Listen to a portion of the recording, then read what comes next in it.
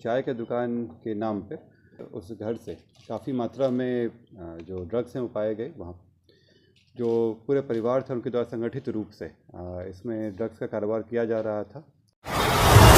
आप देख रहे हैं जनपद न्यूज।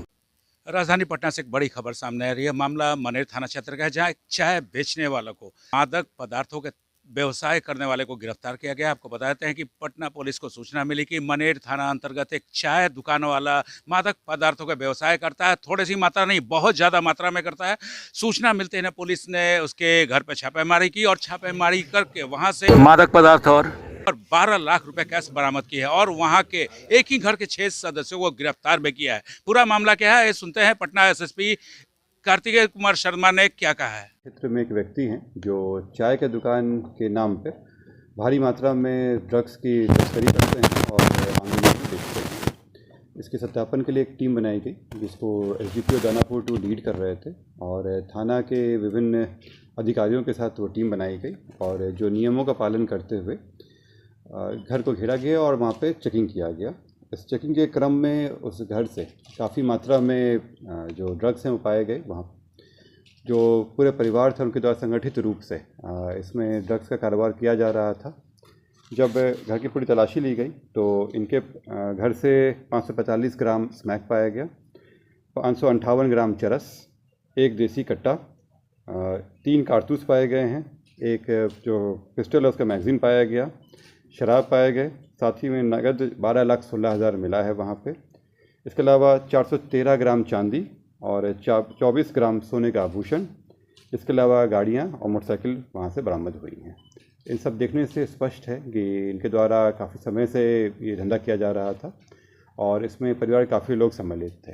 पूछताछ में बताया गया कि ये जो सप्लाई नेटवर्क है ये नेपाल तक फैला हुआ है और विभिन्न राज्यों से ये आता है। यहाँ पे ये इसको विभिन्न पुड़ियों में बांधकर और ये आमजनों में बेचते थे और इसी क्रम में इनके द्वारा अकुत संपत्ति भी बनाई गई है। इसमें जो 6 लोगों की गिरफ्तारी हुई है, उनमें से एक व्यक्ति का पूर्व में भी एनडीपीएस का केस रह चुका है। इन 6 की गिरफ्तारी करने के बाद और भी लोगों के नाम आए हैं जिनको जल्द ही भेजा जाएगा। खास बात इसमें यह है कि चूँकि ये चाय का व्यवसाय करते थे और इनके द्वारा जिस तरह की संपत्ति पाया गया है वो उनके व्यवसाय से मेल नहीं खाता है, तो इसमें जो BNS 107 का प्रस्ताव है वो भी हम लोग भेजेंगे। ये स्पष्ट है कि ये अपराधजनित संपत्ति है और उसको जब्त करना आवश्यक होगा। जो स्मैक है उसकी कीमत करीब 15-20 लाख के आसपास हो जाएगा और जो चरस है उसकी क्वालिटी पे चेक करने के बाद उसकी भी कीमत करीब 8-10 लाख के आसपास होगी। क्वालिटी पे डिपेंड करता है, जो चरस की क्वालिटी है उस पर इसका दाम जा सकता है और स्मैक का जो है वो करीब आधा किलो है। दोनों ही कमर्शियल क्वान्टिटी हैं क्योंकि NDPS में अलग अलग तरह के होते हैं। उसमें जो कमर्शियल क्वान्टिटी है उसमें सबसे ज़्यादा सजा रहता है और स्मैक भी कमर्शियल क्वांटिटी में है, चरस भी कमर्शियल क्वांटिटी में है। देखिए इसमें इनके द्वारा एक घर का भी निर्माण कराया जा रहा था और जो इस तरह से पैसे मिले हैं ये स्पष्ट है कि ये ट्रांजैक्शन जो NDPS का है उसी के तहत इनको पैसा मिला है बेचने का, वरना ये माना बड़ा ही मुश्किल है कि चाय के व्यवसाय से मनेर में करके ये 12 लाख कमा ले। इसके अलावा जो घर भी बनाया जा रहा है और जिस तरह की संपत्ति, गाड़ियाँ, मोटरसाइकिल वगैरह मिला है, इससे स्पष्ट है कि ये जो ड्रग्स का धंधा है इसी के तहत किया जाए। गिरोह में और कितने लोग शामिल हैं? अभी फ़िलहाल 6 लोग पकड़ाए हैं। इसके अलावा अन्य और लोगों का नाम आया है उसमें, जिनको हम लोग तलाश रहे हैं, जल्दी उनको गिरफ्तार करेंगे। नेपाल तक पुलिस जाएगी?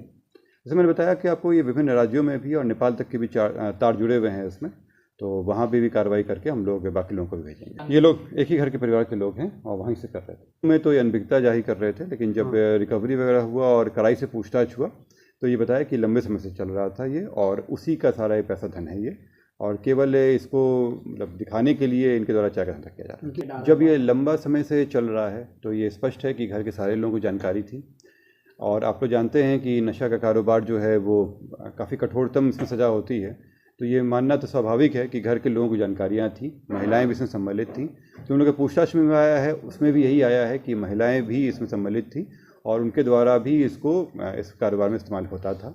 जो बता रहे हैं कि शहर के विभिन्न क्षेत्रों में, तो ये बात का भी लिंकेज हम लोग को मिला है कि ये शहर में ही आके इसको यहाँ बेचने की कोशिश की जाती थी।